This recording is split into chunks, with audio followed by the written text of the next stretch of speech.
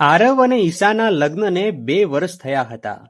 બંને પોતપોતાની રીતે કરિયરમાં સફળ હતા. પણ આજના જમાનાના અન્ય કપલ્સની જેમ તેમના જીવનમાં પણ એક ત્રીજી વ્યક્તિ પ્રવેશી હતી, સ્માર્ટફોન. એક રવિવારની સાંજ હતી. બહાર વરસાદી માહોલ હતો, પણ બેડરૂમમાં નીરવ શાંતિ હતી. આરવ મોબાઈલમાં ગેમ રમી રહ્યો હતો અને ઈશા ઇન્સ્ટાગ્રામ પર રીલ્સ જોઈ રહી હતી. અચાનક ઈશાએ એક ફોટો જોયો, જેમાં તેનો એક મિત્ર પત્ની સાથે યુરોપ ટૂર પર હતો. ઈશાએ નિશાસો નાખતા કહ્યું, જો આરવ, લોકો કેવું એન્જોય કરે છે અને આપણે બસ આ 4 દિવાલો વચ્ચે ફોટા જ સ્ક્રોલ કર્યા કરીએ છીએ. આરવે ફોન બાજુ પર મૂક્યો અને ઈશાની સામે જોઈને સ્મિત કર્યું. તેણે કહ્યું, ઈશા, તને યાદ છે ગયા અઠવાડિયે જ્યારે તારી તબિયત ખરાબ હતી ત્યારે મેં આખી રાત જાગીને તારું ધ્યાન રાખ્યું હતું?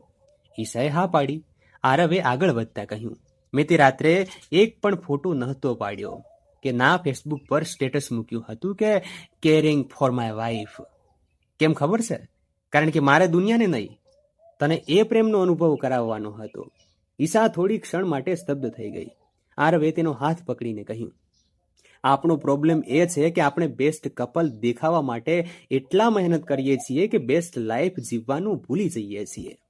સોશિયલ મીડિયા પરનો પ્રેમ ફિલ્ટર કરેલો હોય છે, જ્યારે તારો માથાનો દુખાવો મટાડવો એ ફિલ્ટર વગરનો સાચો પ્રેમ છે. ઈશાને વાત સમજાઈ ગઈ.